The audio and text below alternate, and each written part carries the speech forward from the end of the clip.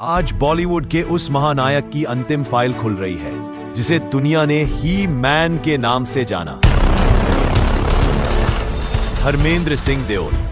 फिल्मी पर्दे पर उनकी कहानी एक्शन और रोमांस की थी, लेकिन पर्दे के पीछे की उनकी निजी फाइल वो दशकों तक सबसे बड़ा अनसुलझा रहस्य बनी रही। आज स्टार लाइफ फाइल्स की टीम खोलने जा रही है उनकी जिंदगी के वो 4 सबसे जटिल अध्याय जिसने उन्हें नायक से इंसान बना दिया। 2 शादियों का कानूनी और भावनात्मक बवंडर। 1954 में जब वे महज 19 साल के थे तो उनकी शादी प्रकाश कौर से हुई। यह एक साधारण पारिवारिक जीवन था जो मुंबई की चकाचौंध से दूर था, लेकिन जब उनकी मुलाकात हेमा मालिनी से हुई तब सब कुछ बदल गया। तो सवाल यह है, एक विवाहित पुरुष ने बिना तलाक लिए कैसे दूसरी शादी की? स्टार लाइफ फाइल्स की जांच बताती है कि 1980 में कानूनी अड़चनों से बचने के लिए धर्मेंद्र जी और हेमा मालिनी ने धर्म परिवर्तन का रास्ता चुना। उन्होंने इस्लाम धर्म स्वीकार किया ताकि वे अपनी पहली पत्नी प्रकाश कौर को तलाक दिए बिना शादी कर सके। यह फैसला केवल 2 लोगों का नहीं था, यह पूरे देओल परिवार के रिश्तों की नींव को हिला गया। जटिल पारिवारिक संबंध और एकांतवास। भाग 1 में हमने देखा कैसे धर्म परिवर्तन के जरिए धर्मेंद्र जी ने अपनी दूसरी शादी को कानूनी जामा पहनाया, लेकिन पहली पत्नी प्रकाश कौर ने कभी भी अपने पति को सार्वजनिक रूप से नीचा नहीं दिखाया। तो यहां दूसरा सबसे बड़ा प्रश्न है, सनी देओल और बॉबी देओल का हेमा मालिनी से, उनके बच्चों से आखिर कैसा रिश्ता था? हमारी रिपोर्ट बताती है कि प्रकाश कौर ने शायद अपने बेटों से यही अकथनीय शर्त रखी थी कि वे दूसरे परिवार से एक निश्चित दूरी बनाए रखेंगे। यह शर्त सख्त थी, लेकिन इसने पहली पत्नी के सम्मान को बचाए रखा।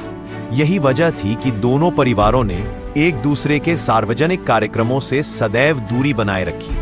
यह चुप्पी, यह दूरी सालों तक देओल परिवार का सबसे बड़ा भावनात्मक बोझ बनी रही। करियर का डाउनफॉल और एकांतवास।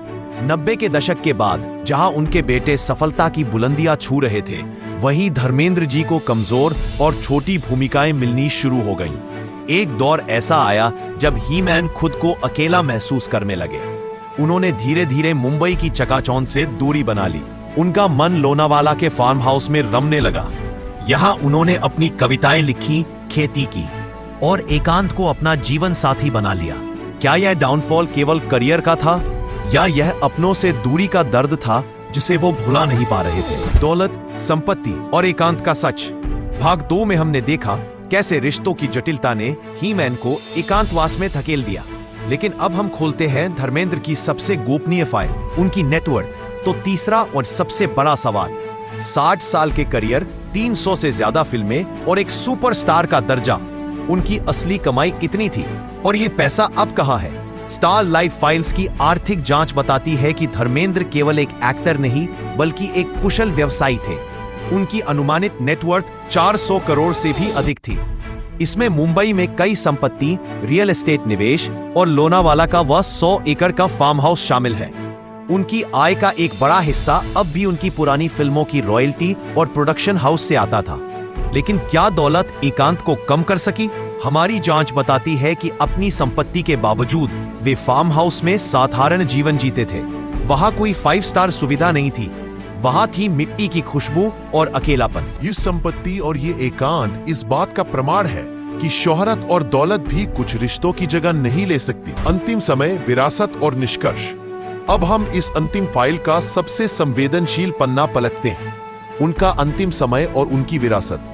स्वास्थ्य संबंधी चुनौतियों के बावजूद धर्मेंद्र जी ने काम करना नहीं छोड़ा। उनकी अंतिम फिल्में उनकी अदम्य भावना को दर्शाती है।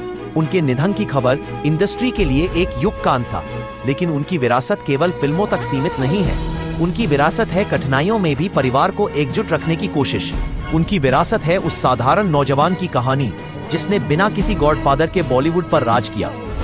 दोस्तों, क्या आप जानते हैं कि बॉलीवुड का सबसे गुस्सैल एंग्री यंग मैन, जिसने अपने करियर में केवल 5 हिट फिल्में दी, उसने भी गोविंदा की तरह ही राजनीति में आकर अपना सब कुछ दांव पर लगा दिया। उस गुमनाम स्टार की कहानी देखने के लिए इस एंड स्क्रीन पर क्लिक करें।